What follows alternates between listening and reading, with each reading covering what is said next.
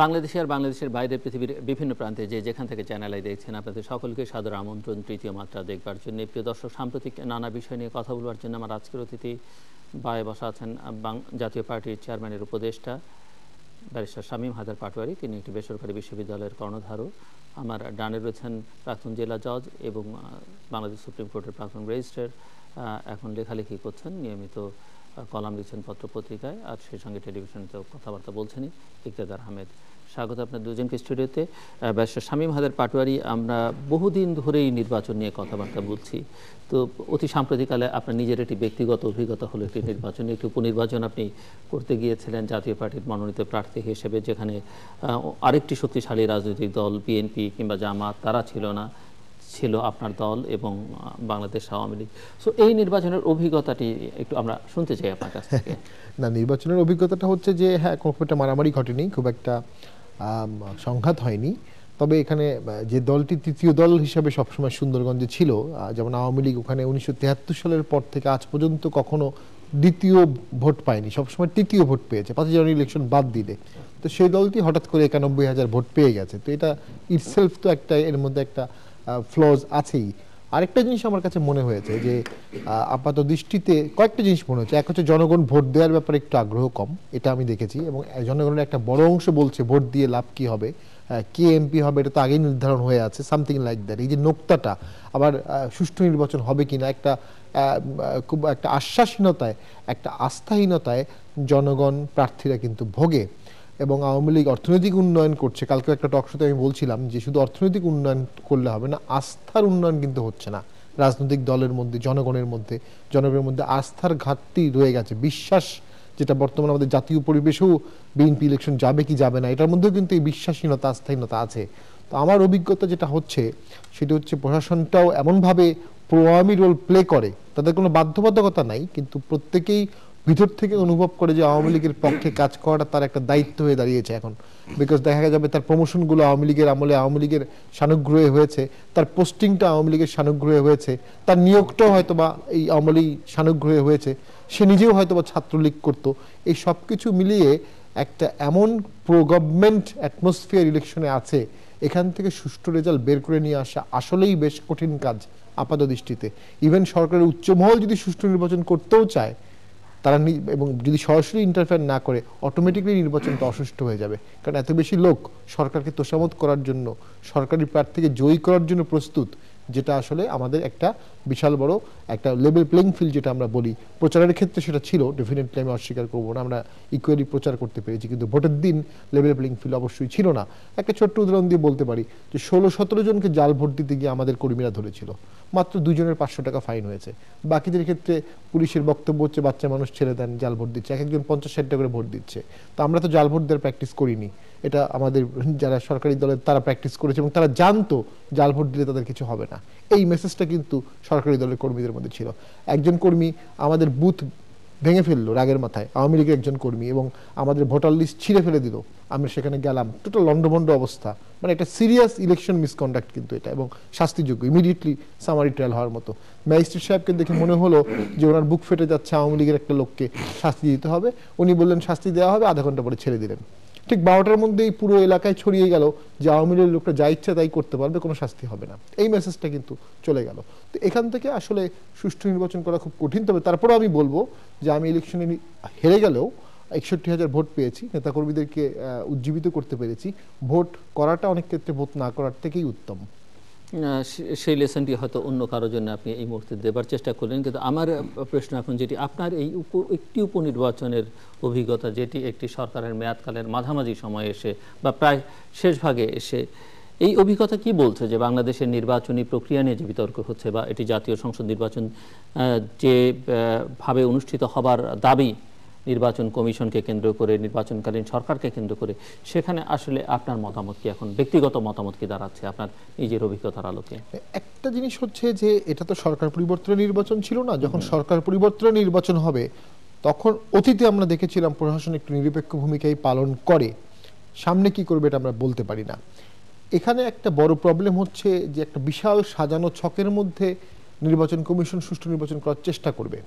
এখন এই ছকের মধ্যে ডিসি সাহেব আছেন, এসপি সাহেব আছেন, অন্যান্য সমাজ কল্যাণ কর্মকর্তা আছে, প্রিজাইডিং অফিসার আছে, পোলিং এজেন্ট আছে, নির্বাচন কর্মকর্তারা আছে। এরা সব গত 10-12 বছর ধরে একটা ছকের মধ্যে আছে। ঠিক ওই ছক থেকে একজন নির্বাচন কমিশনার বা একটা নির্বাচন কমিশন কতটুকু ফেয়ারনেস নিয়ে আসতে পারবে, এটা খুব কঠিন ব্যাপার। তবে এখানে জনগণের একটা দায়বদ্ধতা আছে। জনগণ যদি ব্যাপক হারে ভোট কেন্দ্রে যায় এবং জনগণ যদি প্রচারে অংশগ্রহণ করে, তাহলে জিনিসটা আস্তে আস্তে কিছুটা নিরপেক্ষতার দিকে যেতে পারে। আর জনগণের মধ্যে যদি ডিসএনগেজ টলারেন্স থাকে, এবং এই যেটা আমার ক্ষেত্রে আমরা দেখেছি যে ভোট দিয়ে লাভ কি হবে, যে হওয়ার সে হয়েই যাবে, জনগণ যদি আগে থেকেই ধরেই নেয় যে নির্বাচনটা প্রিমেডিটেড হয়ে থাকবে, সেক্ষেত্রে জনগণ ভোট দেওয়ার উৎসাহ কিছুটা হারিয়ে ফেলে। তখন একটা যে ডিসিসিভ যে ভোটগুলো, এই ডিসিসিভ ভোটগুলো যদি কাস্টিং না হয়, তখন স্বাভাবিকভাবে সেখানে রিগিং টেন্ডেন্সি বেড়ে যায়। তো এটা সেনা মোতায়েন একটা গুরুত্বপূর্ণ পদক্ষেপ হতে পারে ডেফিনেটলি। কারণ সেনা মোতায়েন থাকলে স্বাভাবিকভাবেই দুষ্কৃতকারীরা অনেকটা ভয় পায়। আমাদের দেশের অপরাধীদের সাইকোলজি অনুযায়ী, তা বিশেষ করে পলিটিক্যাল অফেন্স যারা করে, ভোটের জাল দেয়া বা রিগিং করা, সিল মারা। কিন্তু ব্যারিস্টার শামীম, অভিযোগ তো উঠছে বিভিন্ন সময় বিভিন্ন সরকারের আমলে যে সেনা মোতায়েন, আওয়ামী লীগ অভিযোগ করেছে, কখনো বিএনপিও কখনো অভিযোগ করেছে যে সেনাবাহিনীর ভূমিকায় আসলে তাদেরকে নির্বাচনে হারিয়ে দিয়েছে। এই অভিযোগ তারা করেছে। তার মধ্যে বিএনপি অবশ্য বেশ কিছু সময় ধরেই বা অনেক কাল ধরেই তারা নির্বাচনে সেনাবাহিনী চায়, কিন্তু এই অভিযোগ কিন্তু তাদের দিক থেকে আছে যে সেনাবাহিনীর ভূমিকা, শেষ সময়ের ভূমিকা তাদের নির্বাচনে ভূমিকা অনেকে হেরে যাওয়ার পরে এটা বলেছে, বাট সেটা যে সত্য মিথ্যা আমি সেটা বলবো না। তবে হ্যাঁ, সেনাবাহিনীর অবস্থান বা সেনাবাহিনী থাকলে প্রশাসনের মধ্যেও একটা পজিটিভ মেসেজ যায়। অ্যাট দ্য সেম টাইম আমি যেটা মনে করি যে যারা জাল ভোট দিয়ে অভ্যস্ত, যারা রিগিং করতে অভ্যস্ত, সেই ব্যক্তিগুলো একটা ভীতিকরের মধ্যে থাকে যেখানে সেনাবাহিনী আছে। আরেকটা জিনিস বিএনপি দাবি করতে পারে সামনের এই প্রেক্ষাপটে, সেটি হচ্ছে প্রচুর পর্যবেক্ষক এবং স্থায়ী পর্যবেক্ষক। অর্থাৎ আমাদের দেশের কালচার অনুযায়ী পর্যবেক্ষকরা একটা কেন্দ্রে যাচ্ছে, 5-10 মিনিট থাকছে, আরেকটা কেন্দ্রে চলে যাচ্ছে। ঠিক এই ধরনের না, এটা খুব কঠিন বিষয় যখন সামগ্রিকভাবে ইলেকশনটা হবে। বাট স্থায়ী এবং বিপুল পর্যবেক্ষক যদি থাকে, তাহলেও সেখানে ফেয়ারনেসের কিছুটা প্রশ্ন চলে আসে। এবং জাতীয় আন্তর্জাতিক, জাতীয় এবং অবশ্যই আন্তর্জাতিক, কারণ আমাদের জাতীয় পর্যবেক্ষকের মধ্যে খুব বেশি, আমাদের নিরপেক্ষ পর্যবেক্ষক 3-4টি আছে। তো প্রচুর যদি ইন্টারন্যাশনাল পর্যবেক্ষক থাকে, তাহলেও সেখানে ফেয়ারনেস কিছুটা আসবে। মিডিয়া ফ্রিডম, সাংবাদিকদের উপস্থিতি, এটা অবশ্যই প্রয়োজন। এবং সবচেয়ে গুরুত্বপূর্ণ যে জিনিসটি রাজনৈতিক দলকে করতে হবে, এবং বাবা সাহেব আম্বেদকর যখন ভারতের সংবিধান করলেন, সেই সময় 1948 সালেই উনি সংবিধানের ইয়াতে লিখে গেছেন, ব্যাকগ্রাউন্ড ফ্যাক্টে, যে নির্বাচন কমিশনের মুখ্য কাজ হবে লেভেল প্লেইং ফিল্ড। কারণ যে সরকারই থাকবে ক্ষমতায়, সে আবার ক্ষমতায় আসার সর্বোচ্চ চেষ্টা করবে। তো আওয়ামী লীগ এখন ক্ষমতায় আছে, তারা আবার ক্ষমতায় আসার সর্বোচ্চ চেষ্টা করবে। এটা আওয়ামী লীগের দোষ দিয়ে লাভ নেই, সারা পৃথিবীর ভোটিং ট্রেন্ডসটাই এরকম। সেখান থেকে অন্য একটি দলকে সুষ্ঠু নির্বাচন করতে গেলে জনগণকে, নেতাকর্মীকে উজ্জীবিত করতে হবে। এটার কোনো বিকল্প আপাত দৃষ্টিতে আমি দেখি। আর বাবার আপনার কাছে আমি শেখ সাইয়্যিদ আহমেদ, আমরা একটা ব্যক্তিগত অভিজ্ঞতা শুনলাম, একটি উপনির্বাচনের অভিজ্ঞতা। সামগ্রিকভাবে এখন পর্যন্ত কিন্তু আগামী নির্বাচন নিয়ে মানুষের, সাধারণ মানুষের, ভোটারদের কিন্তু সংশয় কাটছে না। নির্বাচন হবে কিনা, হয়তো হবে, হলে কীরকম হবে, বিএনপি যাবে কি না, গেলে বিএনপি কি জেতার জন্য নির্বাচন করবে, নাকি কোনো আপোষ রফার মধ্য দিয়ে বিরোধী দলে থাকবার জন্য নির্বাচন করবে, নাকি আবার একটা আন্দোলনের আবহ তৈরি করবার চেষ্টা করবে, করে হয় ব্যর্থ হবে, হয় সফল হবে, নানা রকমের প্রশ্ন আছে, নাকি এই দুইয়ের লড়াইয়ের মধ্য দিয়ে অন্য কেউ আবার সুযোগ করে নেবে। সো আপনি কি দেখছেন আসলে পরিস্থিতিটা ধীরে ধীরে কোন দিকে যাচ্ছে? আমরা দেখছি যে নির্বাচনের সময় ঘনিয়ে আসছে, আওয়ামী লীগ তো ইতিমধ্যেই নির্বাচনী প্রচারণায়, বিশেষ করে প্রধানমন্ত্রী তো নেমেই পড়েছেন স্পষ্ট। তিনি যেখানে যাচ্ছেন নৌকায় ভোট চাচ্ছেন, নৌকার পক্ষে, এবং তিনি যেসব জেলায় দীর্ঘকাল ধরে সফর করছেন না, সেই সব জেলাকে প্রায়োরিটি দিয়ে সফর করবার শুরু করছেন। এবং ইভেন যেসব জায়গায় আসলে বিএনপির ঘাঁটি বলে পরিচিত, আমরা লক্ষ্য করছি যে তিনি সেই সব জায়গায় যাচ্ছেন, বগুড়ায় গেছেন তিনি, নোয়াখালীতে যাচ্ছেন তিনি। আপনি কি দেখছেন আসলে পরিস্থিতি কোন দিকে? শামীম সাহেবের আলোচনার রেস্ট নেই বলছি যে আপনি যদি বাংলাদেশের অতীত রাজনৈতিক নির্বাচনী ইতিহাস পর্যালোচনা করেন, সেখানে আপনি দেখবেন, এটা এই প্রসঙ্গের শামীম সাহেব অবতারণা করেছে, যে দলীয় সরকারের অধীনে যতগুলো নির্বাচন হয়েছে প্রতিটিতে কিন্তু দলীয় সরকার বিজয়ী হয়েছে, এবং এই বিষয়টি আমি একাধিক চ্যানেলেও বলেছি। তো সুতরাং দলীয় সরকারের অধীনে যদি নির্বাচন হয়, আমরা আগাম বলে দিতে পারি যে নির্বাচনে কারা বিজয়ী হবে। এখন বাংলাদেশের রাজনৈতিক সংকটটাকে, রাজনৈতিক সংকটটা হলো যে একটি সরকারের মেয়াদ অবসান পরবর্তী কোন ধরনের সরকারের অধীনে নির্বাচন অনুষ্ঠিত হবে। এখন এই জিনিসটা তো আমাদের যে ত্রয়োদশ সংশোধনী দ্বারা এই তত্ত্বাবধায়ক সরকারের বিধান আনা হয়েছিল, আবার পঞ্চদশ সংশোধনী দ্বারা সেটাকে দলীয় সরকারের অধীনে নির্বাচন অনুষ্ঠানের ব্যবস্থা করা হয়েছে। এখন আমাদের যে বর্তমান যে সাংবিধানিক অবস্থান অনুযায়ী দলীয় সরকারের অধীনেই নির্বাচন অনুষ্ঠিত হবে। এখন দলীয় সরকারের অধীনে নির্বাচন যদি অনুষ্ঠিত হয়, বিএনপির আগের অবস্থান ছিল নির্বাচনে তারা অংশগ্রহণ করবে না। এখন আগামী নির্বাচনে যেহেতু সংবিধান সংশোধন হয়ে গেছে, এখন বিএনপির বার্গেনিং ক্যাপাসিটি কতটুকু সেটা দেখতে হবে, বা জনগণ কতটুকু প্রভাব বিস্তার করতে পারবে জনগণের উপরে, বা এই যে নির্বাচনকালীন যে সরকার হবে ওই নির্বাচনকালীন সরকার কী ধরনের নির্বাচনকালীন সরকার হবে। এর আগে আমরা দেখেছি যে এই যে 5 জানুয়ারি 2014 নির্বাচন পূর্ববর্তী সরকারের পক্ষ থেকে যে ধরনের অফার বিএনপির প্রতি দেওয়া হয়েছিল, বিএনপি তো সেটা গ্রহণ করেনি। তো এখন বিএনপির অবস্থান কি আমি ঠিক বলতে পারবো না। আমরা শুনছি যে বিএনপি অনেকদিন ধরেই বলছে যে তারা একটি নির্বাচনকালীন সহায়ক সরকারের প্রস্তাবনা দিবে, কিন্তু তার কিন্তু আমরা লক্ষণ দেখি না। আপনার নিশ্চয়ই স্মরণ থাকবার কথা যে বিএনপি যখন কাউন্সিল হয়েছিল, বিএনপি নেত্রী একটি ধারণা দেবার চেষ্টা করেছিলেন যে ভিশন 2030, এবং পরে তারা সংবাদ মাধ্যমকে জানালেন বা সংবাদ মাধ্যমের প্রশ্নের মুখে বললেন যে এটি একটি খসড়া ধারণা, বিস্তারিত তারা পরে দেবেন। সম্মেলন হয়ে গেছে কিন্তু অনেক আগে, আজকে পর্যন্ত তার চূড়ান্ত কোনো ধারণা নেই। তো মানুষ কেন আসলে বিএনপির কথা চিন্তা করবে, আমাকে একটু আপনি বলবেন। এখন মানে সরকারে যারা আছেন তারা ভুল করছেন, অন্যায় করছেন, ঠিক করছেন, সেগুলো অন্য কথা, বাট তারা কিছু একটা করছেন। কিন্তু বিএনপি এখন পর্যন্ত যেটি লক্ষ্য করা যাচ্ছে, বা একজন সংবাদ মাধ্যমের একজন কর্মী হিসেবে আমি যেটি দেখছি, যে বিএনপি মূলত কথার মধ্যে আছে, বিএনপি মূলত বিদেশিদের দিকে তাকিয়ে আছে, বিএনপি খুব একটা নিজের জনসংযোগ, জনসম্পৃক্ততা তৈরি করবার চেষ্টা নাই, তার অতীত নিয়ে কোনো মূল্যায়ন জনসমক্ষে তুলে ধরছে না, ভবিষ্যতে সে কি করবে সেরকম আস্থাভাজন একটা পরিস্থিতি তৈরি করে মানুষের সামনে কোনো কথা বলছে না। যে কথাগুলো তারা বলছে যে এই কাজগুলো তারা করবে, যেমন আমি উল্লেখ করলাম ভিশন 2030 কিংবা নির্বাচনকালীন সহায়ক সরকার একটা ঘোষণা, এগুলো তারা দিচ্ছে না কেন? তারা নির্বাচনকে ঠেকিয়ে রেখে দিতে চায় কিনা শেষ মুহূর্তে, যখন আসলে আলোচনার জন্য যথেষ্ট পরিমাণে সময় সুযোগ থাকবে না। এখন নির্বাচন কখন হবে? এখন তো আমরা ধরে নিচ্ছি সংবিধান অনুযায়ী 2018 অনুযায়ী হয়তো 2018 সালের শেষের দিকে হওয়ার কথা। শুরুতে তো মধ্যখানে একটা কথা উঠেছিল যে মধ্যবর্তী নির্বাচনের, সেই দাবি তো বিএনপিও জোরালো করছে না, আর সরকারও বলছে না। সম্ভাবনা বোধহয় এখন নাই। এখন হচ্ছে হলো 2018 সালে হয়তো নির্বাচন হবে। কেউ কেউ বলছে যে এই নির্বাচনটা 2018 সালের প্রথম দিকে হবে, আবার কেউ কেউ বলছে হলো শেষ দিকে হবে। তো এখন যদি ধরেন এই যে 5 বছর মেয়াদ যদি পূর্ণ করে, সেটি তো মিস্টার আহমেদ যদি প্রধানমন্ত্রী চান আগামী 6 মাস পরেও নির্বাচন, 3 মাস পরেও নির্বাচন তিনি দিয়ে দিতে পারেন, তার ইচ্ছা, এবং সেখানে আপত্তি করবার কারোই কিছু নেই। তার উনি যদি রাষ্ট্রপতিকে বলেন সংসদ ভেঙে দেওয়ার জন্য, রাষ্ট্রপতি সংসদ ভেঙে দিবেন। এটা অর্থাৎ সংবিধানের বর্তমান যে অবস্থান, এই অবস্থানে অনুযায়ী হচ্ছিল প্রধানমন্ত্রীর ডিজায়ারের উপরে নির্ভর করছে যে কখন আগামী। আমরা 18-19 ধরেই আলোচনা করি। এখন ধরেন এই যে আপনি যেটা বলছেন যে বিএনপি তো এখন বিরোধী দলে, তখন বিএনপি যে বিরোধী দলে জনমত হয়তো তার সপক্ষে। এখন বিএনপি চাচ্ছে যে যদি নির্বাচনটা যদি সুষ্ঠু হয় তাহলে হয়তো ওই নির্বাচনের মানে আমি আবার একটু অন্যভাবে জিজ্ঞেস করি আপনার কাছে, হয়তো একটু বেশি ইন্টারাপশন হয়ে যাচ্ছে, যে জনমত বিএনপির সপক্ষে নাকি আওয়ামী লীগের বিপক্ষে, যেটাকে বিএনপি ক্যাশ করতে চাইছে? আমি বলি যে আপনি যদি একটা, আমার আগেকার প্রশ্নগুলো হচ্ছে যে বিএনপি কে কেন মানুষ সমর্থন করবে, তার পক্ষে যুক্তিটা বিএনপি এখন জনমত আওয়ামী লীগের সপক্ষে নাকি বিএনপির সপক্ষে, এটা তো আমরা না, আমি বলছি যে আওয়ামী লীগের বিপক্ষে জনসমর্থন, জনমত নাকি বিএনপির সপক্ষে, আপনি যদি দুটোর কিন্তু দুই রকমের অর্থ আছে। এখন নেশন ওয়াইড জনমত কার পক্ষে বা কার বিপক্ষে, সেটা যতক্ষণ পর্যন্ত সাধারণ নির্বাচন না হচ্ছে সেটা তো আমরা বলতে পারছি না।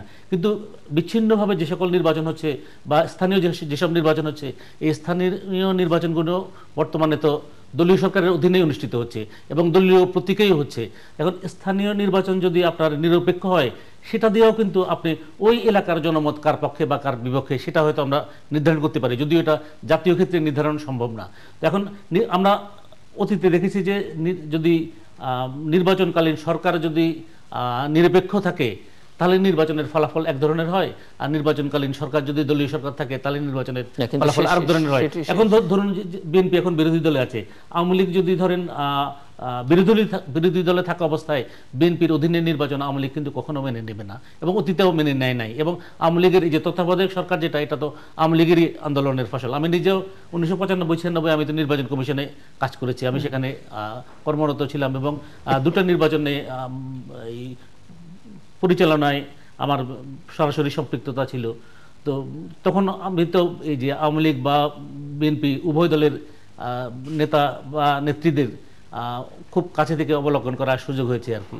তো এখন ধরেন নির্বাচন কমিশনকে সাংবিধানিকভাবে যে ক্ষমতা দেওয়া হয়েছে, আমাদের দেশে কিন্তু নির্বাচন কমিশন কখনো এই ক্ষমতাটা প্রয়োগ করেনি। আপনি ধরেন এই যে এই শামীম সাহেব যে নির্বাচনের কথাটা বললেন যে ওনার উপনির্বাচন হলো, এই উপনির্বাচনের সময় এখন তো আগে তো 3 জন ছিল, প্রধান নির্বাচন কমিশনার সহ 3 জন, বা কখনো কখনো কিন্তু 2 জন সমন্বয় নির্বাচন কমিশন গঠিত হয়েছে।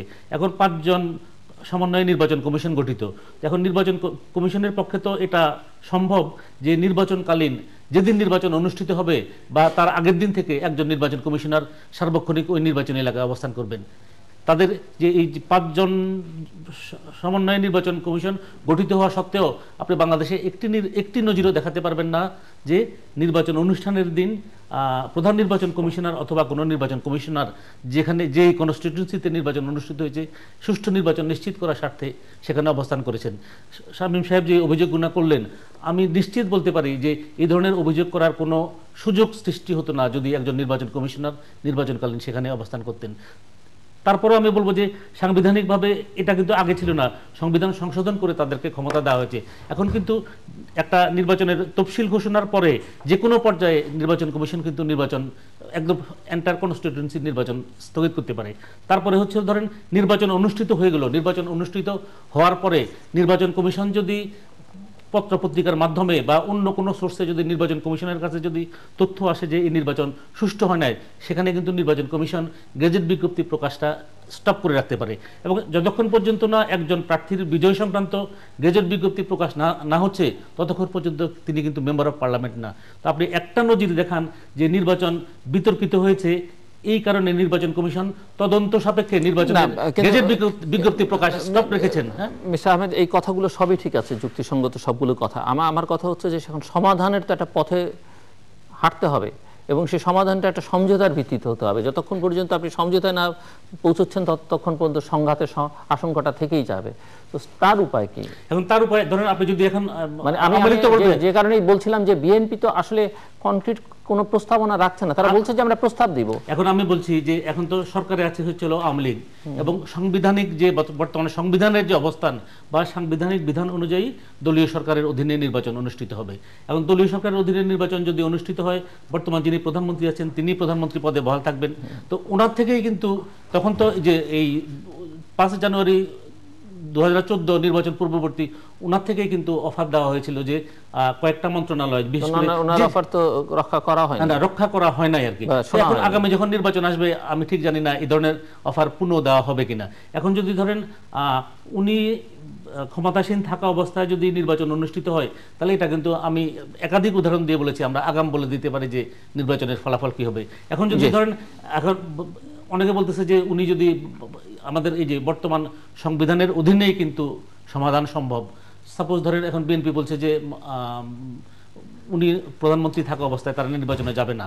তো সেক্ষেত্রে এখন কি যদি বিএনপি যদি নির্বাচনে জয়ী হয়, তারপরেও কিন্তু যতক্ষণ পর্যন্ত না, সেটিও কিন্তু বিএনপি পরিষ্কার করে বলছেন না। বিএনপির কোন নেতা বলছেন যে উনি ক্ষমতায় থাকলে বিএনপি কিয়ামত পর্যন্ত নির্বাচনে যাবেন না।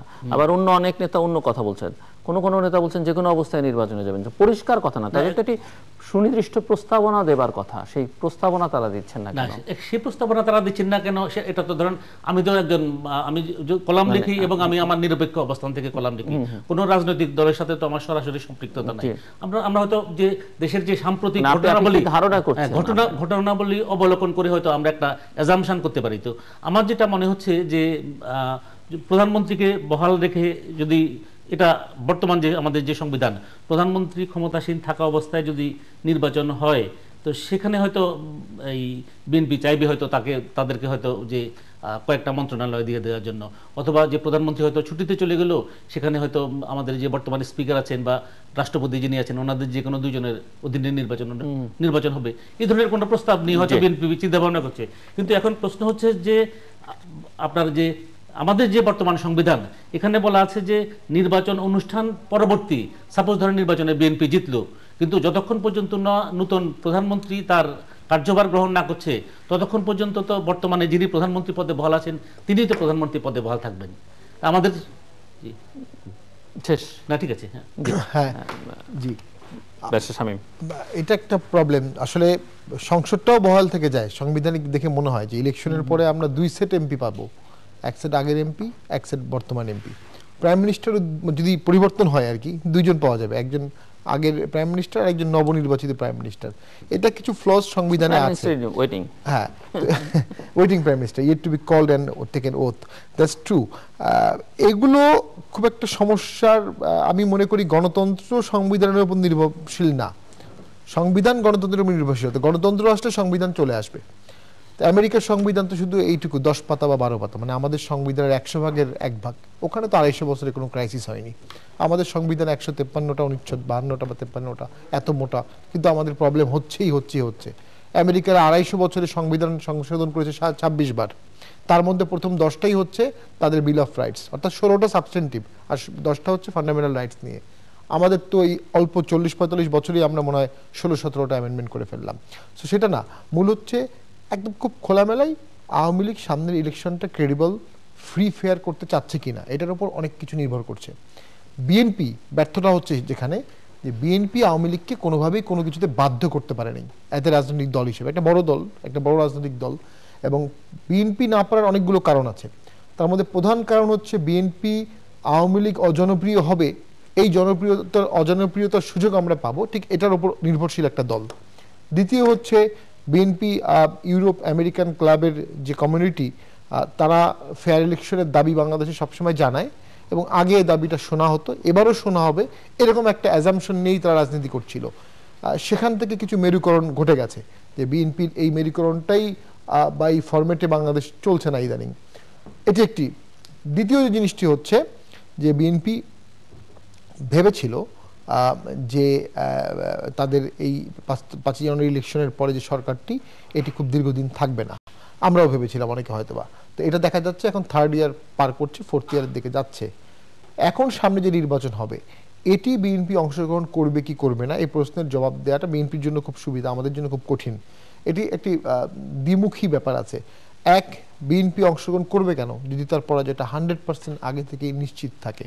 তো সেটা একটা আওয়ামী লীগের জন্য স্পেস ক্রিয়েশন, ওই যে আস্থার কথা যেটি বললাম, আওয়ামী লীগকে বিএনপিকে আস্থায় আনতে হবে যে ইলেকশনে তোমার জয় নিশ্চিত না হলেও জয়ের সম্ভাবনা আছে। জয়ের যদি কোনো সম্ভাবনা না থাকে, তাহলে সেই ইলেকশনে বিএনপি কেন যাবে, প্রথম কথা। দ্বিতীয় কথা হচ্ছে বিএনপি না গেলে কি হবে। একটা বাস্তবতা হচ্ছে 2006 সাল থেকে বিএনপি কিন্তু আউট অফ পাওয়ার কমপ্লিটলি। আজকে প্রায় 11 বছর হয়ে গেছে, যদি আরও 1-1.5 বছর পর ইলেকশন হয়, তাহলে প্রায় 12-13 বছর টানা বিএনপি ক্ষমতার বাইরে এবং সংসদের বাইরে, প্রায় আজকে 3 বছর। এই অবস্থায় বিএনপি আরেকটা ইলেকশন বর্জন এফোর্ড করতে পারবে কিনা, কারণ তার নেতাকর্মীর একটা অ্যাসপিরেশন আছে, তার সংসদে রিপ্রেজেন্টেশন প্রয়োজন, তার নেতাকর্মীদের এমপি হওয়ার অ্যাসপিরেশন আছে, থাকাটাই খুব স্বাভাবিক। তো সেই সব দিক থেকে বিএনপির জন্য সিদ্ধান্ত নেওয়াটা খুব কঠিন। On the other hand, Bangabandhu কন্যার অনেক বিশাল অ্যাচিভমেন্ট গ্লোবালি, ন্যাশনালি, এর পাশাপাশি কিন্তু একটা ছোট স্টিগমা নিয়েই তাকে চলতে হচ্ছে, যে ম্যান্ডেট সমস্যার সংসদ কিছুটা আছে, এটা অস্বীকার করার কোনো উপায় নেই। এই ম্যান্ডেট সমস্যাটা নিয়েই দেশ চলছে। তো এই ম্যান্ডেট সমস্যাটা তার অনেক বড় অর্জনের পাশাপাশি একটা ছোট হলেও স্টিগমা হিসেবে আমার মনে হয় উনিও মনে করেন, যে কারণে উনি বলেছেন আমি আর কোনো প্রশ্নবিদ্ধ ইলেকশন করতে চাই না। এখন প্রশ্নবিদ্ধ হবে না কখন, যখন সবগুলো দল আসবে এবং ফ্রি ফেয়ার হবে। এবং এই যে নির্বাচনে যখন আমরা কথা বলছি, আমরা দেখছি যে নির্বাচনী নানা মেরুকরণের প্রয়াস লক্ষ্য করা যাচ্ছে। আপনার দলের চেয়ারপারসন তিনি বলছেন যে তিনি আলাদা জোট গঠন করবেন, আরও অনেকে বলছেন ছোটোখাটো নানা রকমের মেরুকরণের কথা শুনছি। আমরা দেখছি যে ধর্মের কথা, যতই আমরা দেশটাকে অসাম্প্রদায়িক বলি না কেন, ধর্মনিরপেক্ষ রাষ্ট্র বলি না কেন, ধর্মীয় গোষ্ঠীগুলোকে কাছে টানবার একটা প্রবণতা সবার মধ্যেই কম বেশি লক্ষণীয়। আমরা বিএনপির কথা জানি যে সেখানে জামাত আছে, কিছু ইসলাম নাম আছে, এরকম কিছু রাজনৈতিক দল রয়েছে। আপনার নেতাকে লক্ষ্য করছি, তিনি যে জোট গঠন করবার কথা বলছেন, সেখানে ইসলামপন্থী বা কিছু ধর্মীয় রাজনৈতিক সংগঠনের অন্তর্ভুক্তির কথা আমরা শুনতে পাচ্ছি। এমনকি আমরা লক্ষ্য করছি যে ক্ষমতাসীন সরকার এবং সরকারি দল তারাও যাদের সঙ্গে 2013 সালে সবচেয়ে বড় বিরোধ তৈরি হয়েছিল যে সামাজিক শক্তির সামাজিক ধর্মীয় শক্তির সঙ্গে হেফাজত ইসলাম, তাদেরকে এখন তাদের সঙ্গে এক ধরনের সখ্যতা আমরা লক্ষ্য করছি এবং তারা যে দাবি তুলছেন সে দাবি সরকার মেনে নিচ্ছে। এক ধরনের রাজনৈতিক শক্তি হিসেবে তাদের আবির্ভাব আমরা লক্ষ্য করছি। যদিও হেফাজতের একজন নেতা কিছুদিন আগে আমার এখানে এসেছিলেন, তারা সেটি মানতে রাজি নন, যদিও আমরা জানি যে হেফাজতের মধ্যে অনেকগুলো ধর্মীয় রাজনৈতিক সংগঠন কিন্তু তার সঙ্গে যুক্ত আছে। এবং এর কিছু লক্ষণ আমরা দেখলাম যে বাংলাদেশের পাঠ্যপুস্তকগুলোতে, বিশেষ করে শিশু কিশোরদের পাঠ্যপুস্তকগুলোতে হেফাজতের প্রস্তাবনার প্রভাব রয়েছে। আমরা দেখছি সুপ্রিম কোর্টের সামনের যে ভাস্কর্য, সেই ভাস্কর্য সরিয়ে ফেলবার ক্ষেত্রে তাদের যে দাবি, সেখানেও কিছুটা সরকারের সায় ইতিমধ্যেই মিলেছে। এবং আমরা লক্ষ্য করছি যে কওমি মাদ্রাসা নিয়ে যে বাংলাদেশে দীর্ঘকাল ধরে বিতর্ক, সেই কওমি মাদ্রাসার যে দাওয়ায়ে হাদিস যে সার্টিফিকেট, সেটি এখন আমাদের সাধারণ যে মাধ্যম, শিক্ষা মাধ্যম মাস্টার্সের সমমানের হচ্ছে। তো এতে লক্ষ্য করছে, অনেকে মনে করছে যে এগুলো আসলে অনেকটা ভোটের জন্য করা হচ্ছে এবং এই যে ধর্মীয় শক্তিগুলোকে নিজেদের কাছে টানবার চেষ্টা করছে। তো এটি আসলে আখেরে বলতে আমি বুঝেছি যে আগামী দিনগুলোতে ভবিষ্যতে বাংলাদেশের রাজনীতি কি প্রভাব ফেলতে পারে বলে আপনি মনে করেন? ব্যারিস্টার শামীম। প্রভাবের মধ্যে জেএন দীক্ষিত, একজন ভারতের খুব নামকরা সাংবাদিক, উনি 72-73 সালে একটা আর্টিকেল লিখেছিলেন যে আওয়ামী লীগ ধর্মনিরপেক্ষতা দেখালেও অথবা উদারপন্থী দল হলেও আওয়ামী লীগের ভিতরে সাম্প্রদায়িকতা আছে। এটা ওনার একটা আর্টিকেল এবং সেটার অনেকগুলো উনি রেফারেন্স টেনেছিলেন। তো এখন যেটা দেখা যাচ্ছে যে হেফাজতের সাথে সরকারের সখ্যতা, আমি এটা বলবো না, যে তাদের একটা দাবি ছিল তাদের কারিকুলামগুলোকে স্বীকৃতি প্রদান করা, সেটা সরকার স্বীকৃতি প্রদান করেছে এবং আমি করাটাকে সমর্থন জানাই। তবে কোনো শর্ত ছাড়াই একদম অ্যাজ ইট ইজ এটাকে স্বীকৃতি দেওয়াটার সম্পর্কে আমার কিছু মন্তব্য আছে। 14 লক্ষ লোক এই মুহূর্তে কওমি মাদ্রাসাগুলোতে পড়ছে। তো এই 14 লক্ষ শিক্ষার্থীকে সরকার আননোটিস ছেড়ে দিতে পারে না যে তাদের কোনো স্বীকৃতি থাকবে না, তাদের কোনো রেগুলেশন থাকবে না, কিছু থাকবে না। তো সেখান থেকে এটা স্বীকৃতি প্রয়োজন।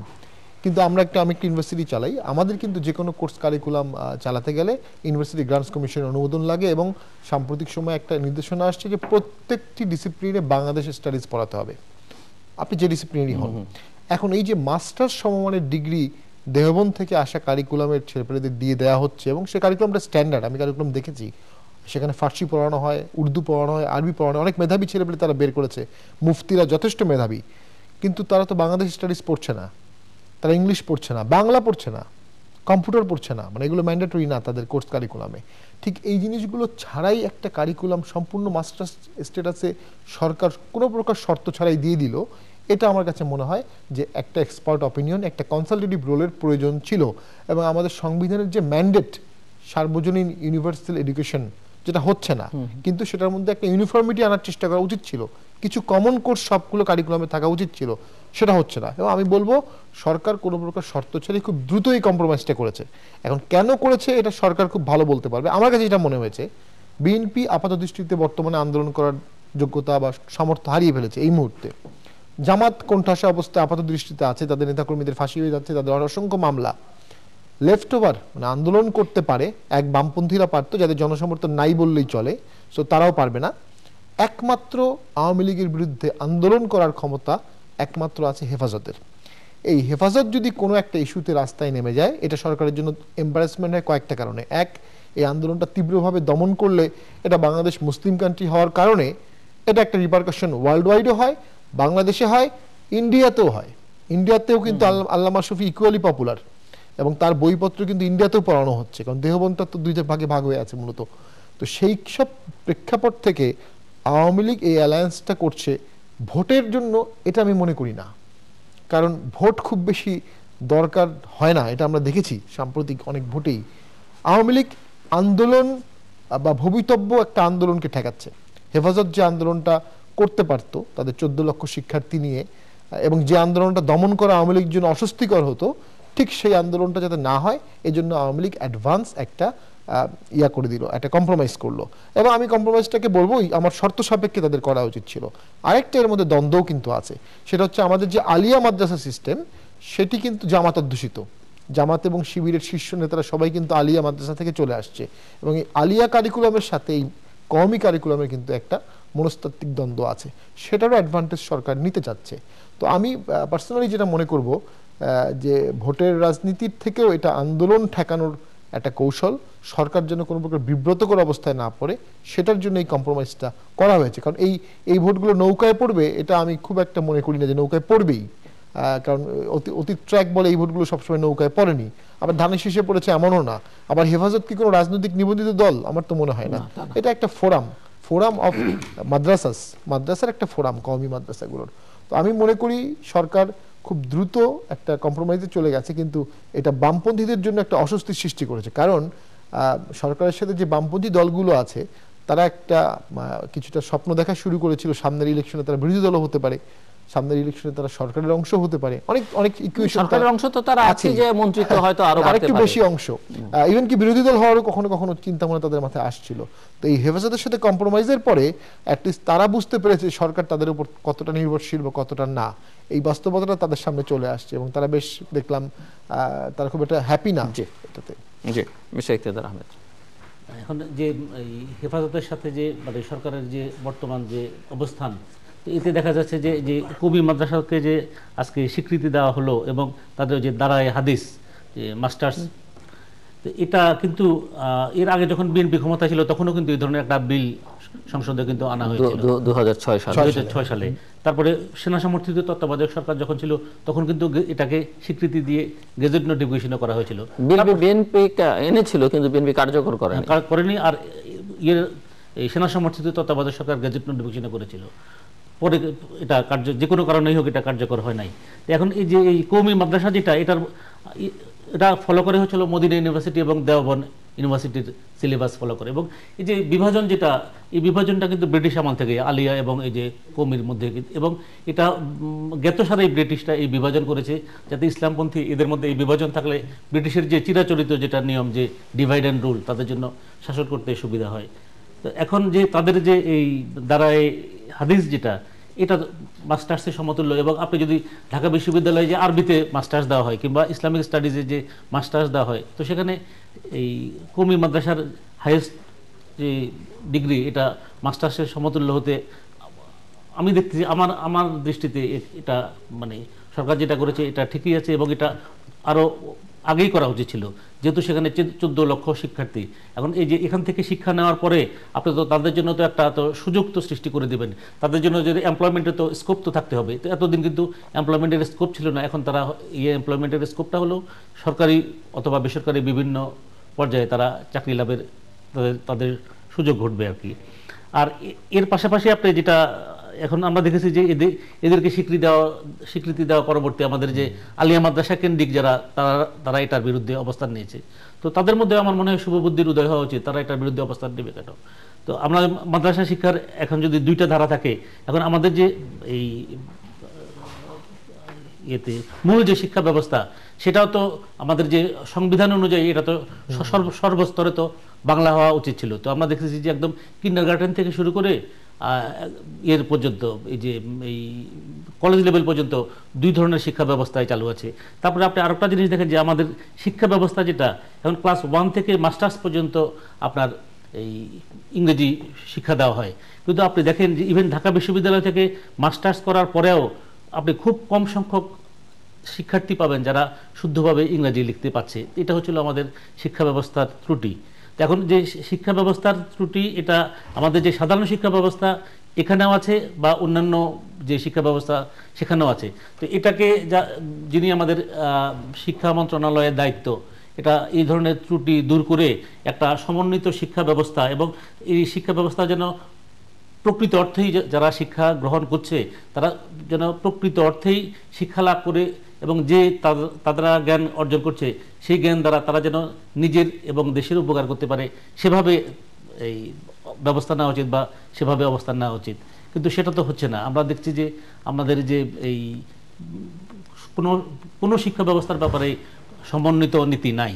আর শেষ পর্যায়ে এসে যে এখন এই কওমি মাদ্রাসাকে যে স্বীকৃতি দেওয়া হলো, তো এটাও যে শামীম সাহেব যেটা বলেছেন যে এটা যদি এককেন্দ্রিক খালি যদি ধর্মীয় বিষয়ে শিক্ষা দেওয়া হয় তাহলে তো এটা একপেশে হয়ে যাবে। তো এর মধ্যে যদি আমরা যদি এই বাংলা, ইংরেজি বা এই যে কম্পিউটার এগুলো যদি ঢুকিয়ে দেওয়া হয় তাহলে এটা আমার মনে হয় যে তারা অন্যান্য সাধারণ শিক্ষার্থীর মতো তারা অল লেভেলে কমপ্লিট করতে পারবে।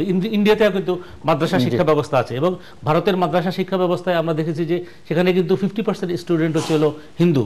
তো এখন হিন্দুরা কেন মাদ্রাসা শিক্ষা ব্যবস্থায় পড়ছে? ও হয়তো কম্পিটিশন করে যে জেনারেল যে এডুকেশনাল ইনস্টিটিউশন আছে সেগুলোতে ভর্তি হতে পারছে না। এখন ওরা দেখছে যে ওইখানে ভর্তি হতে না পারলেও যেহেতু মাদ্রাসা শিক্ষা ব্যবস্থাকে সে দেশের সরকার, সে দেশের রাষ্ট্র স্বীকৃতি দিচ্ছে, এবং ওই মাদ্রাসা শিক্ষা ব্যবস্থায় তারা এই ধর্মীয় শিক্ষার পাশাপাশি অন্যান্য যেমন এই যে অঙ্ক, বাংলা, ইংরেজি, তারপরে হচ্ছিল কম্পিউটার, সব কিছু পড়ানো হচ্ছে এবং সেখান থেকে শিক্ষা নিয়ে বা সর্বোচ্চ ডিগ্রি নিয়ে সে ভারতের যে কোনো সরকার বা বেসরকারি পর্যায়ে ভালো চাকরির জন্য সে আবেদন করার জন্য he is eligible to apply for the post. তো ওই কারণে দেখা যাচ্ছে যে আমাদের পশ্চিম বাংলায় প্রচুর মাদ্রাসা আছে এবং প্রতিটি মাদ্রাসায় দেখা গিয়েছে যে শিক্ষার্থীর সংখ্যা অর্ধেক বা অর্ধেকের বেশি হচ্ছিল হিন্দু শিক্ষার্থী। তো এখানে আমাদের দেশেও কিন্তু এই যে অতীতে এই বিশেষত কবি মাদ্রাসাগুলো আলিয়াতে তো এখন সাধারণ শিক্ষা ব্যবস্থার সাথে সমন্বয় করা হয়েছে। তো আমি বলবো যে ওদের তো একটা বোর্ড আছে, বেফাক নামে একটা বোর্ড আছে, সেটাই হচ্ছে হলো ওদের যে সিলেবাসটা কি হবে সেটা নির্ধারণ করে। তো এখন তারা স্ব-উদ্যোগে, নিজের উদ্যোগে, এবং তাদের এটা যেন তাদের এখান থেকে শিক্ষা নিয়ে একজন শিক্ষার্থী যেন সামাজিক জীবনে বা তার যে চাকরি জীবনে সে যেন একটা ভালো অবস্থান হয়, ভালো অবস্থান তৈরি করার জন্য আমার মনে হয় যে এই তাদের যে সিলেবাসটা, এই সিলেবাসটার সংশোধন করা দরকার অথবা পরিবর্তন করা দরকার এবং সমন্বয় করে এটাকে যুগোপযোগী করা দরকার। অন্য আরেকটা প্রসঙ্গে আমরা যাই, সেটি হচ্ছে প্রধানমন্ত্রী সম্প্রতি দুটো প্রতিবেশী দেশে বলা যেতে পারে ভারত সফর করলেন এবং ভুটান সফর করে এলেন এবং এই সফরগুলো নিয়ে নানা রকমের আলোচনা আছে। কি পেলাম কি পেলাম না সেই বিতর্ক আছে। এর সঙ্গে আঞ্চলিক যে সম্পর্ক অন্যান্য রাষ্ট্রের সঙ্গে সেগুলোর প্রসঙ্গ আছে, এর সঙ্গে নিরাপত্তার প্রশ্ন জড়িয়ে আছে, এর সঙ্গে পানির প্রশ্ন জড়িয়ে আছে, এর সঙ্গে সাম্প্রতিকারের যে জঙ্গি তৎপরতা সেই প্রশ্ন জড়িয়ে আছে এবং এর সঙ্গে আগামী নির্বাচনও জড়িয়ে আছে। সো এই সফর দুটোকে আপনারা কিভাবে মূল্যায়ন করেন? ভুটান আমি গিয়েছি একবার এবং আমার কাছে মনে হয়েছে দুটি রাষ্ট্র ভারতকে একটা কমফোর্ট দেয় এই আমাদের এই রিজিয়নে। যেমন নেপাল এই মুহূর্তে ভারতকে কমফোর্ট দিতে পারছে না, নেপালের সাথে আনরেস্ট চলতেছে, পাকিস্তান তো পারছেই না, আফগানিস্তান পারছে না, চায়না বর্ডারও আনরেস্ট। ভুটান মানে ভারতকে একটা কমফোর্ট দেয় এই কারণে যে চায়না থেকে যে লিঙ্কটা ভুটানের মাধ্যমে আসছে, সেখানে ভুটান ইন্ডিয়ান আর্মিকে অ্যালাউ করেছে তাদের টেরিটরির কিছু অংশ ব্যবহার করতে যেন চাইনিজ অ্যাগ্রেশন ঠেকানো যায়। এবং ভুটানের জংগুলো, যেটা ফোর্ট, এনসিএন ফোর্টগুলো 76টা আছে, 76টার মধ্যে 57টা ইন্ডিয়ান আর্মিকে দেওয়া হয়েছে, সেখানে ইন্ডিয়ান ফোর্ট করে তারা মানে চাইনিজ অ্যাগ্রেশন ঠেকানোর জন্য করা হয়েছে। এর বিনিময়ে ভুটান কিন্তু ভারতের কাছে ট্রেমেন্ডাস ইকোনমিক বেনিফিট নিয়েছে। তাদের রাস্তাগুলো সব ইন্ডিয়ান আর্মির করে দেয় এবং রাস্তাগুলো অত্যন্ত চওড়া এবং আরও অনেক অ্যাডভান্টেজ আছে। তো তারা কিন্তু ভুটান খুব ভালো বার্গেনিং করেছে এই বিষয়ে ভারতের কাছে। আমরা বাংলাদেশ কিন্তু ইন্ডিয়াকে একটা বিশাল কমফোর্ট দিয়েছি। তাদের এই বিশাল কয়েকশো কিলোমিটারের যে বর্ডার, যে বর্ডারে তাদেরকে খুব একটা এখন চিন্তা করতে হচ্ছে না সিকিউরিটি কনসার্ন নিয়ে। বর্ডার কমফোর্টটা কিন্তু বাংলাদেশ ভারতকে দিচ্ছে। একই সাথে সেভেন সিস্টার যে আনরেস্টগুলো ছিল, উলফা, এলটিটি এবং এই ফ্যাক্টরগুলো, সেগুলো আজকে আমরা দেখছি অনেকাংশেই 5-7 বছর ধরে নিষ্ক্রিয় হয়ে আছে। এবং কিছুদিন আগে তো অনুপ চিটিয়াকেও দিয়ে দেওয়া হলো এবং এটাও লক্ষণীয় যে অনুপ চিটিয়াকে দেওয়ার পরে কিন্তু তাকে ক্রস ফায়ারে মারা হয়নি, তাকে বলা হয়েছে আপনি রাজনীতি করেন, ইলেকশন করেন। তো এটা বাংলাদেশের জন্য একটা শিক্ষণীয় বিষয় কিন্তু, যে আসলে ক্রস ফায়ার বা গুম দিয়ে রাজনীতিকে নিয়ন্ত্রণ করা উচিত না, রাজনীতিকে রাজনীতি দিয়ে নিয়ন্ত্রণ করা উচিত। তো যেটা বলছিলাম, তো এর বিনিময়ে বাংলাদেশ কিন্তু একটা জিনিস ট্রেড অফ করা উচিত, যে ট্রানজিট। আরেকটা বড়, তাদের 360 কিলোমিটার ঘুরে যেতে হতো, 1800 কিলোমিটার ঘুরে ঘুরে যেতে হতো, সেখানে একটা ইজি প্যাসেজ বাংলাদেশ ভারতকে দিয়ে দিয়েছে, ট্রাম কার্ডটা দিয়ে দিয়েছে। তো এর বিনিময়ে বাংলাদেশের মানুষের একটা প্রাণের দাবি ছিল তিস্তা পানি। তো এই দাবিটা যে আক্ষরিক অর্থে বাংলাদেশ যেভাবে চাচ্ছে সেভাবেই দিতে হবে তা না, বাট সিম্বলিক একটা অনার আমরা আশা করেছিলাম ভারত করবে। এখন সেখানে মমতা ব্যানার্জি বাধা দিচ্ছে। সাংবিধানিক কাঠামোতে মমতা ব্যানার্জির অনুমতি প্রয়োজন বা স্টেট রাটিফিকেশন প্রয়োজন, তো সেটা ভারতের পার্টের প্রবলেম, সেটা নিয়ে আমাদের এত আলোচনারও কিছু নাই, বা এটা কোনো জাস্টিফিকেশন হতে পারে না ভারতের জন্য যে আমার প্রদেশ রাজি না। ভারত তার প্রদেশকে নিয়েই রাজি করবে, এটা ভারতের ব্যাপার। এবং কেন্দ্র কিভাবে প্রদেশকে রাজি করবে সেটা অনেক সিস্টেম আছে। কেন্দ্র প্রদেশকে বলতে পারে তোমার বাজেট বাড়িয়ে দিব, তোমার ডেভেলপমেন্ট বাড়িয়ে দিব। ইন্দিরা গান্ধী যতবার পশ্চিমবঙ্গে ভোটে হেরে গেছেন, প্রতিবার এসে পশ্চিমবঙ্গে উনি কিছু একটা বড় বরাদ্দ দিতেন। যেমন ইন্ডিয়ার যে কলকাতার যে মেট্রো, এটা ইন্দিরা গান্ধীর আমলে করা, কিন্তু ইন্দিরা গান্ধী ভোটে হারার পরে গিয়ে বলছেন আমি তোমাদের মেট্রো করে দেবো। তো এনিওয়ে, কেন্দ্র কিভাবে প্রদেশকে নিয়ন্ত্রণ করবে, I mean to be honest Modi সাহেব কিভাবে মমতা ব্যানার্জিকে ম্যানেজ করবেন এটা তাদের ইন্ডিয়ান পার্টির বিষয়। তো সেটার ফেইলরটা আমি মনে করি বাংলাদেশে, এবং এটা বিজেপির নেতারাও বলেছে, পশ্চিমবঙ্গের বিজেপির নেতারা, ইন্ডিয়ার ক্রিটিকরাও বলেছে যে বাংলাদেশ ভারতের বিদ্বেষের একটা রুট সৃষ্টি হচ্ছে তিস্তা পানি না দেয়া নিয়ে, এবং এটা বাংলাদেশে ভারত বিরোধী যারা তারা এই বিষয়টা নিয়ে খুবই একটা পলিটিক্যাল বেনিফিট নেওয়ার চেষ্টা করবে। এবং আমাদের দেশে আজকে হঠাৎ করে কিন্তু আপনি দেখবেন, যেটা আপনি বললেন, জাতীয় পার্টি, বিএনপি, আওয়ামী লীগ, তিনটা দলই কিন্তু ইসলামিস্ট দলগুলোর সাথে সুসম্পর্ক অত্যন্ত বেশি স্থাপন করছে, এবং ট্রেডিশনালি কিন্তু ইসলামিস্ট এই দলগুলো অ্যান্টি ইন্ডিয়ান একটা রোলও ছিল। তো এদেরকে কামডাউনও কিন্তু করা হচ্ছে নানা কারণে। আবার এই তিনটে দলই কিন্তু এখন খুব ভালোভাবে মাথার মধ্যে ঢুকিয়ে ফেলেছে যে ভারতকে ছাড়া ক্ষমতায় থাকা যায় না, ভারতকে ছাড়া ক্ষমতায় যাওয়াও যাবে না। তো ভারতের সঙ্গে একটা সখ্যতা বজায় রেখে চলতেই হবে। বিগ নেইবারের সাথে সবাই সখ্যতা বজায় রাখে। তবে পাবলিক পারসেপশনটা খুব ইম্পর্টেন্ট, কারণ আপনি যখন বাংলাদেশের জনগণ, যেমন নেপালের কথা আপনি যদি চিন্তা করেন, নেপালে প্রচন্ড তো বিশাল যুদ্ধ করলো, এবং যুদ্ধ করে আলটিমেটলি, এবং যুদ্ধটা ভারত বিরোধী যুদ্ধই ছিল একটা পর্যায়ে। তো বাংলাদেশের জনগণ ভারতের সাথে সুসম্পর্ক রাখার ব্যাপারে অত্যন্ত আগ্রহী, কিন্তু পানি না দেয়া বা বর্ডার কিলিং, এই ইস্যুগুলো কিন্তু জনগণের মধ্যে স্বাভাবিকভাবেই একটা ভারত বিদ্বেষী ভাব চলে আসে, এবং সেটি এক পর্যায়ে গিয়ে আউটবাস্ট কিছুটা হলেও হতে পারে, যেটা আমাদের দেশের সম্পর্কের জন্য ক্ষতিকর হবে। এটি একটি আমাদের জন্য খুব কনসার্ন, এবং আমি মনে করি এই তিস্তা পানির ইস্যুটা এই সরকারের অনেকগুলো অর্জনের মাঝে একটা ছোট ফেইলরের মধ্যে এটা এখন পর্যন্ত আছে। যদিও নরেন্দ্র মোদী নিজের মুখেই বলেছেন যে আমাদের আমলেই বা শেখ হাসিনার আমলেই পানি তিস্তা চুক্তি হবে, সেটা এই আমল না সামনের আমল আমরা জানি না, বাট 11 সাল বা 12 সালের পর থেকে কিন্তু আজকে প্রায় 6 বছর বা 5 বছর এটা হয়নি। এবং যদি না হয় তাহলে বাংলাদেশের কি করার আছে? একটা হচ্ছে ইন্টারন্যাশনাল আরবিট্রেশন ট্রাইব্যুনালে যেতে পারে, বা ইন্টারন্যাশনাল ট্রাইব্যুনালে। কিন্তু আপনি নিজেই উল্লেখ করেছেন যে তিস্তা তো আসলে প্রতীক আমাদের তো সমস্যা অর্ধ শতাধিক নদীর পানি নিয়ে। এক্স্যাক্টলি, তিস্তা একটা প্রতীকী, মানে এটা একটা গুড নেইবারশিপ সিম্বল হতে পারত।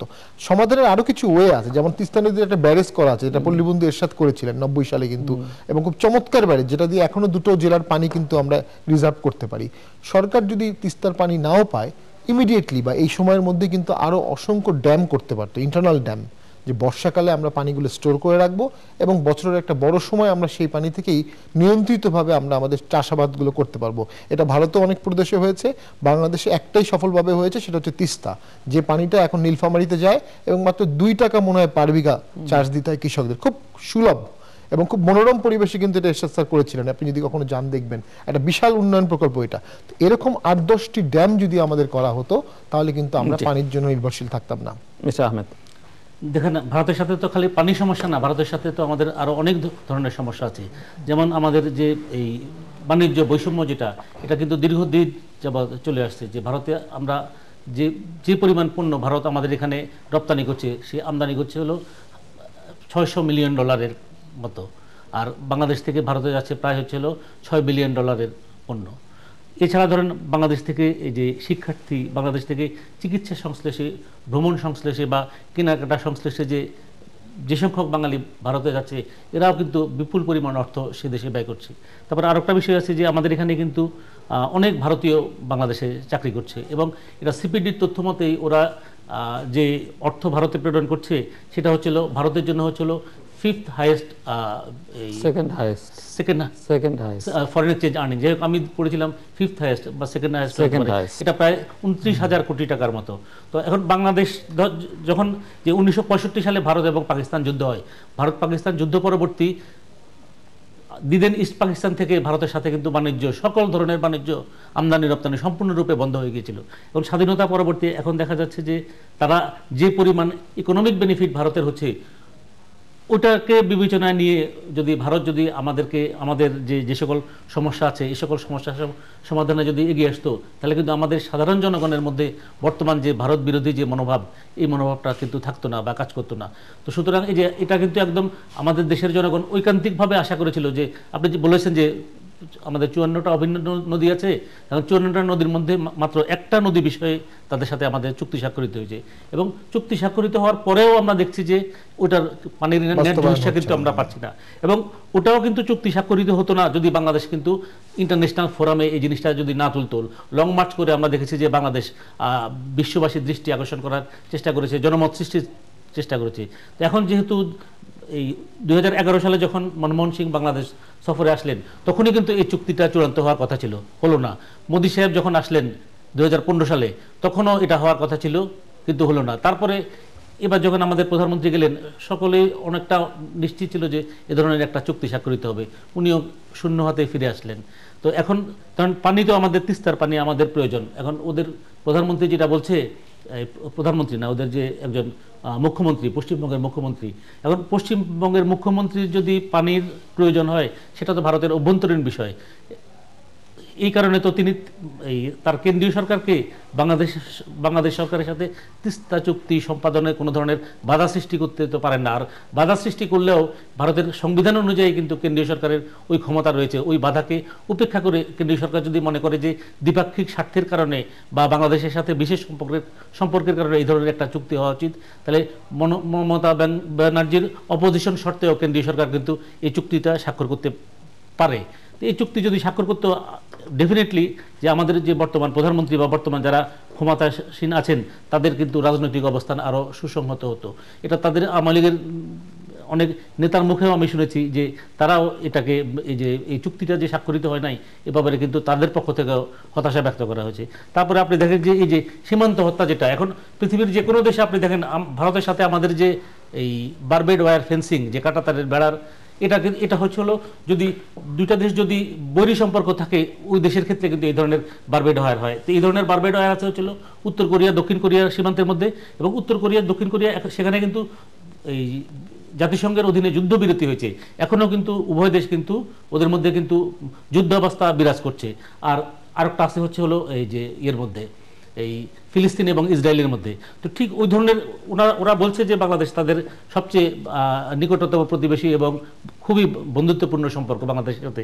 তো প্রকৃতই যদি বাংলাদেশের সাথে ভারতের বন্ধুত্বপূর্ণ সম্পর্ক হয়, তাহলে ওরা আমাদেরকে কাঁটা তাদের বেড়া দিয়ে আবদ্ধ করে রেখেছে কেন? এটা তো আমাদের দেশের জন্য বা জাতির জন্য অবমাননাকর।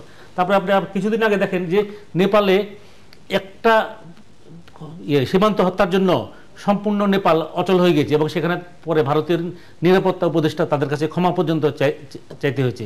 তো এখন একজন হত্যার পরবর্তী আমরা দেখলাম এটা হচ্ছে ওদের হচ্ছে হলো জাতীয়ভাবে ওই ধরনের অবস্থান সৃষ্টি করতে পারার কারণে। কারণ আমাদের এখানে তো দেখা যাচ্ছে যে প্রতিনিয়তই হত্যা হয়। তারাও দেখেছি যে তারা যে সকল বক্তব্য দেয়, তারা মানে আমাদেরকে দোষারোপ করে, এবং আমাদের এই দোষের কারণেই নাকি এই ধরনের হত্যাকাণ্ড সংঘটিত হচ্ছে। তো এখন ভারত যদি আমাদেরকে তাদের বন্ধুপ্রতিম রাষ্ট্র মনে করে, তাকে এই বৈরী মনোভাবাসম্পন্ন কাঁটাতারের বেড়া প্রত্যাহার করতে হবে, এবং সীমান্ত হত্যা যেটা, এটা বন্ধ করতে হবে। তারপরে আপনি দেখেন অতীতে তো তারা বিনিয়োগ করে নাই। এখন যে কিছুদিন আগে যে চীনের যে প্রেসিডেন্ট শি জিনপিং যে বাংলাদেশ সফর করে গেল, ওরা বাংলাদেশকে যে বিনিয়োগ প্রস্তাব দিয়েছে, এই বিনিয়োগটা যদি বাংলাদেশ যদি গ্রহণ করতে পারে, সেক্ষেত্রে কিন্তু দেখেন বাংলাদেশের একটা খুব ভালো ধরনের অর্থনৈতিক উন্নয়ন হবে, এবং এই বিশ্বে বাংলাদেশ একটা সম্মানজনক অবস্থানে বাংলাদেশ কিন্তু পৌঁছে যাবে। তো আমরা যে চীন থেকে তো আমরা তো প্রস্তাব পেয়েছি, এখন এটা হচ্ছিল আমাদের যে এই যারা সরকারে আছেন তাদের উপরে নির্ভর করছে, যে তারা যে আমাদের সঙ্গে চুক্তি করেছে এবং সমঝোতা স্বাক্ষর করেছে, এবং তাদের এই যে চুক্তি এবং সমঝোতা স্মারকের ফলশ্রুতিতে যে পরিমাণ অর্থ, এটা হচ্ছে হলো তাদের এই যে সরকারি লেভেলে $24 বিলিয়ন, আর বেসরকারি লেভেলে হয়তো $13 বিলিয়ন। এই $37 বিলিয়ন অর্থ যদি বাংলাদেশ যদি আগামী 5 থেকে 10 বছরের মধ্যে বাংলাদেশে যদি বিনিয়োগ হয়, তাহলে বাংলাদেশের এবং এখানে যদি রাজনৈতিক স্থিতিশীলতা থাকে, তাহলে বাংলাদেশের অর্থনৈতিক চেহারার আমূল পরিবর্তন হবে। এবং আমার মনে হয় এই সাউথ এশিয়া রিজন এবং এশিয়ার মধ্যেও বাংলাদেশ কিন্তু একটা অত্যন্ত সমৃদ্ধশালী রাষ্ট্র হবে। তো এটা হয়তো অনেকের কাছে, এটা আমাদের পার্শ্ববর্তী অনেকের কাছে এটা একটা ঈর্ষণীয় ব্যাপার, যে বাংলাদেশে এত ক্ষুদ্র একটা দেশ, এত ছোট একটা দেশ সম্প্রতি স্বাধীন হয়েছে, তার কেন এই ধরনের অর্থনৈতিক উন্নয়ন হবে। তো আমরা দেখেছি যে আমাদেরকে তারা চায়না যেই অফার দিয়েছে, এই ধরনের প্রস্তাব কিন্তু তারা পাকিস্তানকেও দিয়েছে, এবং পাকিস্তানকে এই ধরনের প্রস্তাব দেওয়া পরবর্তী এখন পাকিস্তান এবং ভারত উভয় দেশ হচ্ছে হলো বৈরীভাবাপন্ন। এবং আমরা দেখেছি যে ভারতের যেহেতু চীনের একটা ব্যাপক বিনিয়োগ আছে পাকিস্তানে, এবং ইকোনমিক করিডোর যেটা যে ওরা যেই এই ডিপসি পোর্ট যেটা করেছে, এটা তো যে গিলগিট বালতিস্তান হয়ে তারপরে হচ্ছে হলো ফ্রন্টিয়ার হয়ে তা বেলুচিস্তান দিয়ে এটা আরব সাগরে এসে যে পোর্টটা করেছে, ওটাকে বলা হয়েছিল গোয়াদার। এবং ওই পোর্টে ওই ডিপসি পোর্টে দিয়ে পণ্য খালাস করে চায়না তার যে এই এটা তো হচ্ছিল ল্যান্ড ব্লক বা ল্যান্ডলক, তো এই রিজনে তারা তাদের অতি সহজে তাদের পণ্য নিয়ে যেতে পারবে। তো পাকিস্তানে চায়নার বিনিয়োগ প্রায় বোধহয় $54 বিলিয়ন। তো এই বিনিয়োগের কারণে পাকিস্তান যদি তার এই যে চিরশত্রু ভারত দ্বারা কোনোদিন যদি আক্রান্ত হয়, বা আমরা দেখছি যে আক্রান্তের যখনই হুমকি আসতেছে চীন কিন্তু পাকিস্তানের পাশে এসে দাঁড়াচ্ছে। তো বাংলাদেশকে আমার মনে হয় হচ্ছিল অভ্যন্তরীণ রাজনীতি এবং আঞ্চলিক রাজনীতি এবং আন্তর্জাতিক রাজনীতি, এই তিনটা বিষয় বিবেচনা নিয়ে আমার মনে হয় যে আমাদের ভারতের সাথে যেহেতু নিকটতম প্রতিবেশী অবশ্যই সুসম্পর্ক রাখতে হবে। এর পাশাপাশি আমাদের যে অন্যান্য প্রতিবেশী যারা আছে, বিশেষত চীনের সঙ্গে আমাদের সুসম্পর্ক অত্যন্ত জরুরি। না, অবশ্যই চীনের সাথে তো সুসম্পর্ক হয়ে গেছে। আমাদের মূল যেটি দরকার, আমাদের বহুত্ববাদের ধারণ করতে হবে, নির্বাচিত বহুত্ববাদ, যেটা নির্বাচনে সকল দল অংশগ্রহণ করবে, আসবে, এবং সরকার যদি এটা প্রমোট না করে তাহলে কয়েকটা জিনিস হবে। যেমন ভারতে কংগ্রেস ভারত স্বাধীন করেছে, কিন্তু ভারতে এই বিজেপি বা এই উগ্রপন্থী RSS হিন্দুত্ব এরা জনপ্রিয় হলো কখন? এরা জনপ্রিয় হলো যখন ইন্দিরা গান্ধী ইমার্জেন্সি দিলেন, বাক স্বাধীনতা রোধ করলেন, এবং তখন বাল ঠাকরে উনি ছিলেন, এবং এলকে আদভানি, এবং ওনারা সেই সময় জেলে ছিলেন। এলকে আদভানি সেই সময় হিটলারের বই পড়তেন, মেইন ক্যাম্প, এবং বাল ঠাকরে এবং এলকে আদভানি বলতেন যে হিটলার হচ্ছে সুপার হিরো, তাকে ফলো করা উচিত, হিন্দু দেবতার তত্ত্বগুলো তারা নিয়ে আসলো। তো তখন এটা সৃষ্টি হলো। সম্রাট আওরঙ্গজেবের সময় তখন শিখ মতবাদের ছিল তেজ বাহাদুর, 9th শিখ গুরু, তাকে আওরঙ্গজেব ধর্ম প্রচারের জন্য শিরচ্ছেদ করলেন, এবং তেজ বাহাদুরের ছেলে দেব বাহাদুর বা গোবিন্দ দেব, 10th শিখ গুরু, উনি তখন খালসা কমিউনিটি শুরু করলেন। ফর দ্য ফার্স্ট টাইম শিখরা যুদ্ধে চলে গেল। তো এই যে আমি যেটা বলছি যে উগ্রপন্থা যদি আমাদের এখানে না থাকে, তখন ধর্মীয় উগ্রপন্থা একটা রাইজ করার পসিবিলিটি সবসময় থাকে, এবং ইতিমধ্যেই ধর্মীয় সাম্প্রদায়িক দলগুলো কিন্তু অতি গুরুত্ব পাচ্ছে, এবং যে কারণে 3টি রাজনৈতিক ব্লকই কিন্তু ধর্মীয়ভাবে গুরুত্বপূর্ণ বা ইসলামিস্ট দলগুলোর সাথে অ্যালায়েন্সের ব্যাপারে অনেক বেশি আগ্রহী।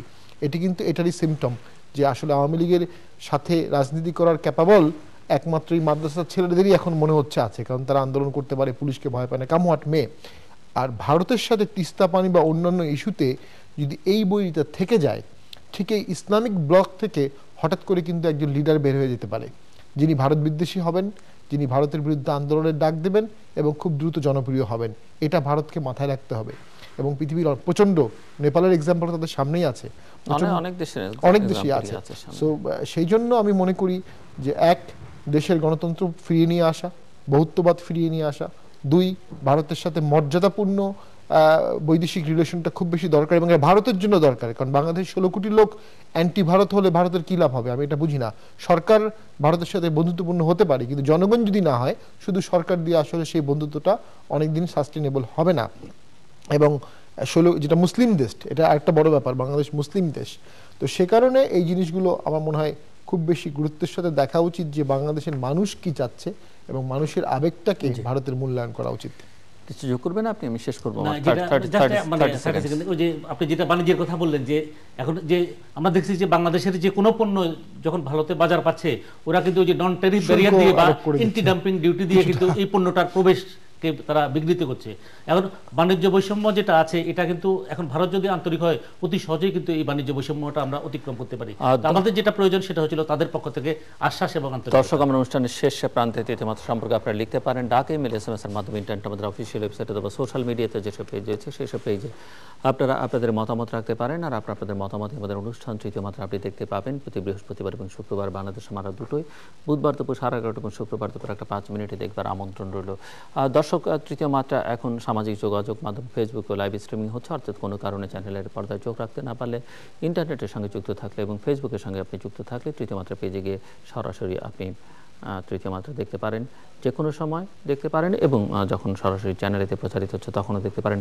এর বাইরে আপনি যে কোনো সময় তৃতীয়মাত্রা.com কিংবা ইউটিউব কিংবা টুইটার বা ফেসবুক থেকেও তৃতীয় মাত্রা দেখতে পারেন। মিস্টার ইফতেখার আহমেদ এবং ব্যারিস্টার শামীম হায়দার পাটোয়ারি, অসংখ্য ধন্যবাদ আপনাদের দুজনকেই। দর্শক মণ্ডলী, আমরা নির্বাচন নিয়ে কথা বলছিলাম।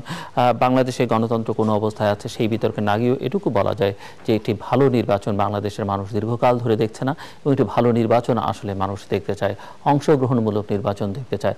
মানুষ ভোট দিয়েই তার ভাগ্যের পরিবর্তন করতে পারবে এমনটা ভাবার কোনো কারণ নেই। আমাদের রাজনৈতিক, অর্থনৈতিক, সামাজিক বাস্তবতা বা আমাদের যে মানসিক, বিশেষ করে রাজনীতিবিদদের যে মনস্তত্ত্ব, সেটি পারমিট করে না বা সে আশা আমরা করতে পারি না। কিন্তু একটি ভালো নির্বাচন অন্তত আমরা নির্বাচনী প্রক্রিয়া যেন স্থায়ীভাবে প্রতিষ্ঠিত করতে পারি, সেই লক্ষ্যে আমাদের রাজনৈতিক দলগুলোর মধ্যে একটি সমঝোতা আমরা চাই। দ্বিতীয়ত, ধর্ম নিঃসন্দেহে আমাদের প্রত্যেকের জীবনে অত্যন্ত গুরুত্বপূর্ণ বিষয়। যারা ধর্মে বিশ্বাস করে না তাদের কথা আমি বাদ দিয়ে বলছি। কাজেই ধর্মের সঙ্গে রাষ্ট্রের কি সম্পর্ক হবে, রাজনীতির কি সম্পর্ক হবে, এর একটা হয়তো সম্পর্ক আছেও, কিন্তু আবার এই দুটোকে আলাদা আলাদাভাবে যার জায়গায় রাখা অত্যন্ত গুরুত্বপূর্ণ। কারণ আমাদের নোংরা রাজনীতির সঙ্গে পবিত্র ধর্ম, সব ধর্মই পবিত্র, একে যদি কোনোভাবে মিলিয়ে ফেলা হয় তাহলে ধর্মটাও কিন্তু অপবিত্র হয়ে যায়। কাজেই আমরা আশা করব যে কোনো অবস্থাতেই যেন আমাদের রাজনৈতিক নেতারা ভোটের বিবেচনায় ধর্মকে ব্যবহার না করেন। আর তৃতীয়ত হচ্ছে ভারত প্রতিবেশী দেশ, প্রতিবেশীর সঙ্গে সুসম্পর্ক রাখতেই হবে। এবং ইতিমধ্যে আমরা চাই কিংবা না চাই আমাদের প্রধান রাজনৈতিক নেতৃত্ব, প্রধান রাজনৈতিক দলগুলোর মাথায় এটি বেশ ভালো করে ঢুকে গেছে যে বাংলাদেশে ক্ষমতায় থাকতে হলে কিংবা বাংলাদেশে ক্ষমতায় যেতে হলে এখন পর্যন্ত যা বাস্তবতা তাতে তাদের ভারতের সমর্থন লাগবে। কিন্তু বাস্তবতা যেটি সেটি হচ্ছে দুদেশের জনগণের মানসিকতা, দুদেশের জনগণ কি চায় সেটি আসলে রাজনৈতিকদের বিবেচনায় নেওয়া উচিত। এবং বাংলাদেশের জনগণের মনস্তত্ত্ব বাংলাদেশের রাজনৈতিক নেতৃত্বের যেমন বোঝা দরকার, ভারতীয় নেতৃত্বের সমানভাবে বোঝা দরকার। এবং সেটি যদি না হয় তাহলে যত সক্ষতাই রাজনৈতিক নেতৃত্ব গড়ে তুলুক না কেন, হিতে সেটি কিন্তু বিপরীত হয়ে দাঁড়াতে পারে। দর্শক, আমাদের সঙ্গে থাকবার জন্য অসংখ্য ধন্যবাদ। আপনাদের সবার জন্য শুভকামনা।